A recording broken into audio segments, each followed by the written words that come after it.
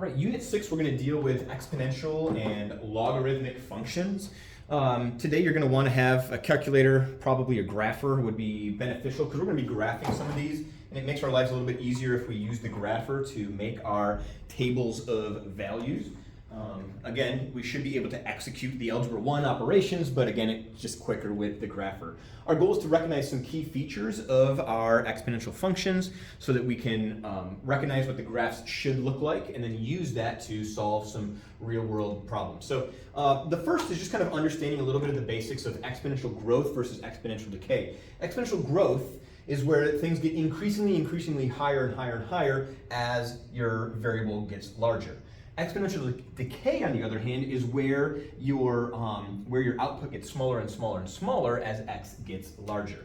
So the general form of the exponential function is y equals a times b to the x. We usually refer to this as our initial value, and this is referred to our growth or decay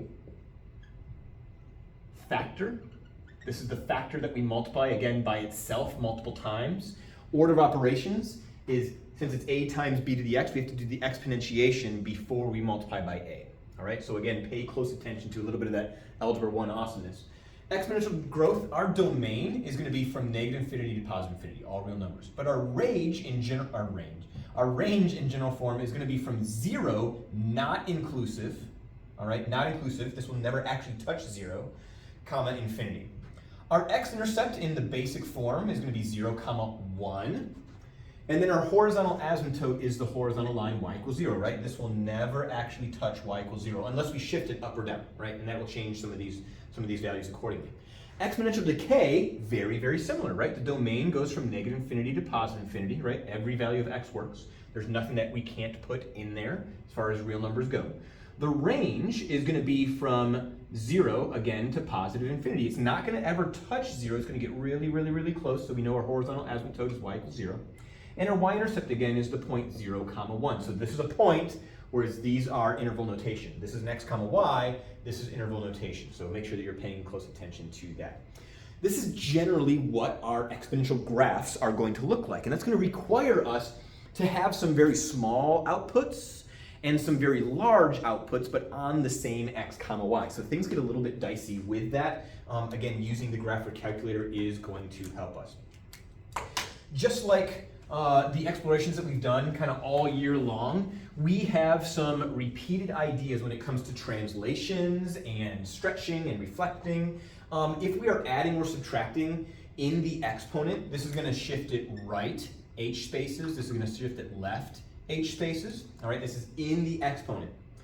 Whereas this k value, again, is the y modifier. This is going to move it up k spaces. This is going to move that graph down k spaces if we're subtracting after we have a times b to the x, or if we're adding after a times b to the power x. Our stretches and compressions, again, involve, are we stretching it to make it taller? So that means if we are multiplying by a number bigger than 1, whoops, stretch. And then a compression would squish it down, and that's if our a value, I'm going to write squish, but it's not the appropriate term. It's compression. We're going to squish it down, and we're going to compress that graph, and this is vertical again. So if our a value is between 0 and whoops, I did that wrong. It's going to be over here. Squish or compress.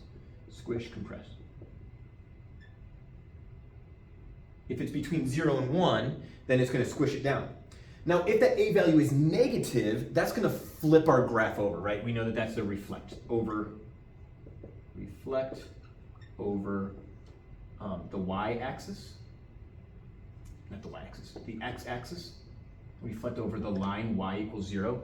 It will take your graph, if it's usually like this, then when we have, if this is y equals a times b to the power x, then the reflected form is going to look like that, right? This would be y equals the opposite of a times b to the power x. Same idea, it's just same outputs now are negative, all right? So for each x, the outputs are now negative. So when we say the absolute value of x is bigger than 1, that means if I have something like a is negative 2, y equals negative 2 times some base to the power x, it's just going to be stretched more. It's going to look a little bit like that, where it's going to be stretched more down. If it's positive 3, all right, or positive 2, it's going to be the same idea. It's just going to be stretched a whole lot more, right? It's going to be stretched up. So that's why we have absolute value here, all right? Absolute value there as well, all right? Because we can stretch it negatively, or we can stretch it positively. We can squish it negatively, we can squish it positively. So this again is just those key forms, and this is hopefully, generally speaking, not new, right? And I know that might be a little bit confusion about that absolute value, but we're just talking about a number that is within 0 and 1, from -1 to +1, or if it's on the outside of that -1 to +1. That's going to be how we determine if that's a stretch versus a compression. All right, so there's going to be some key things that we are going to want to identify. So first of all, we can tell that there's a vertical stretch by a factor of 4. We are also going to have it move to the right 1 space. Here, this is a vertical stretch by a factor of 6.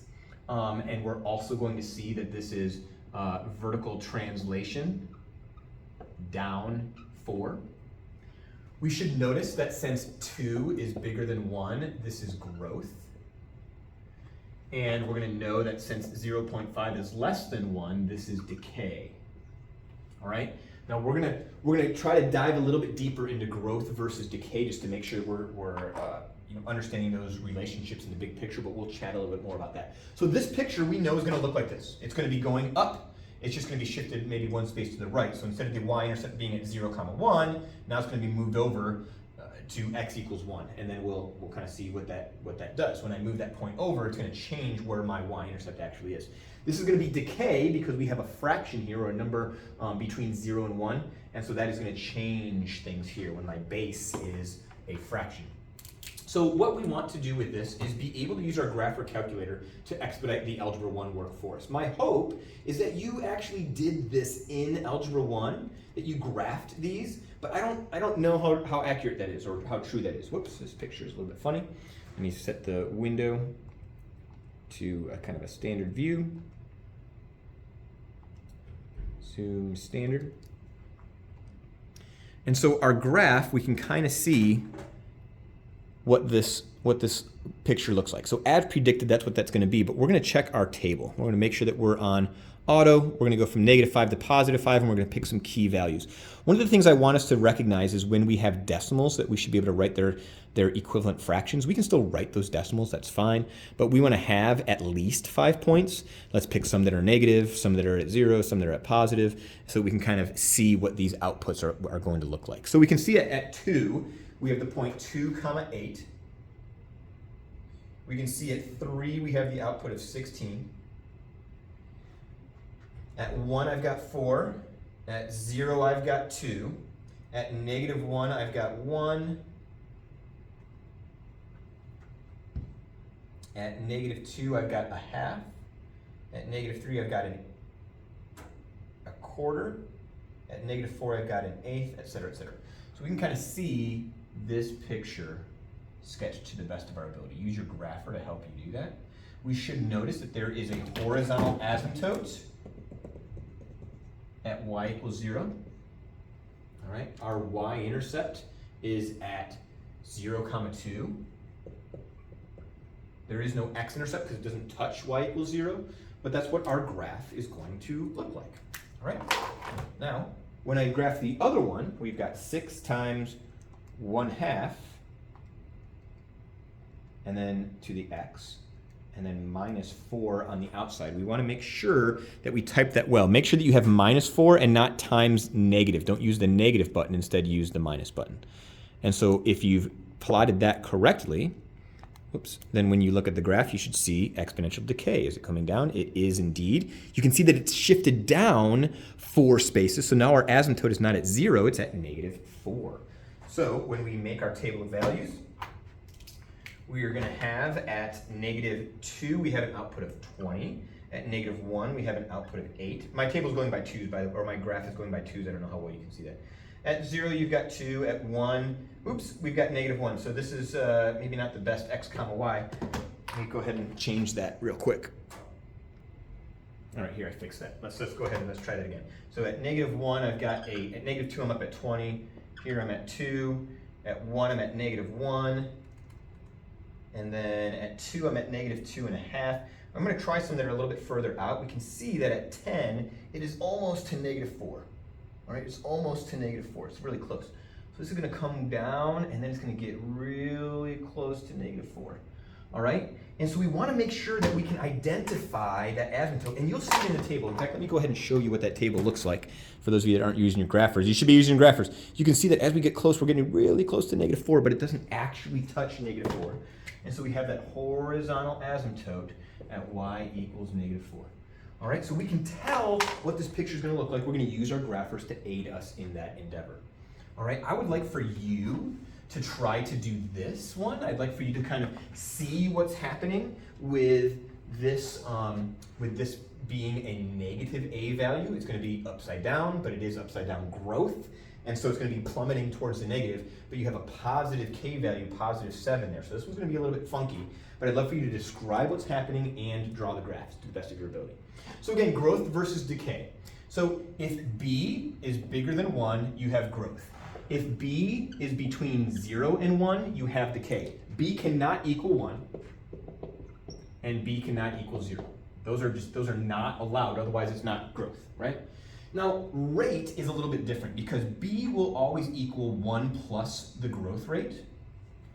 That's kind of general terms. Here, the rate is positive, whereas decay is 1 minus whatever that decay rate is. So if it depreciates or decreases by 20%, we would take 1 minus 0.20, right, to get 0.8. That's how we would think of decay.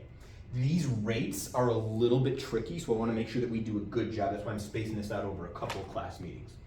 So in this particular situation, we have this idea that the population is increasing by 0.91%. So y is equal to a times b to the power x. So that population is going to be our initial value, which is 23,287, multiplied by the base, which is, again, 1 plus our rate. So 0.91% is going to be 0.0091, and that is going to be to the power x. So we want to make sure that we understand that 0.91 divided by 100 is 0.0091. All right, we have to use this number if you want to write it as 1 plus 0.91 over 100, that percent over the 100, right? That would be another way to write that. But we use our initial value to be able to execute that. What I'd like for you to do is plug in x equals 25 years to predict the population. All right, what is going to be the output if we predict that population 25 years later? Give that a shot and let's see how that goes. Over here, Mr. Hibbett bought a new car. Pretty excited about it. All right, traded in a 20-year-old vehicle. Got something fancy here. But let's say that we started with, I didn't pay that much for the car. Let's say that this is our initial value. B, again, is 1 plus the rate. So in this case, it's a negative rate, right? -18 over 100. So that means that our base value is going to be 0.82. All right, meaning that every year is only 82% of its previous value.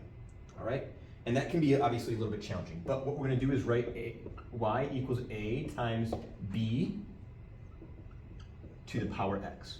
What we'd like you to do is check to see what happens when x equals 5, and use that in your thinking. That is how we write the equation. You're going to do some work evaluating that equation. Hopefully that was nice and short and sweet, but then we can connect that to the real world real well.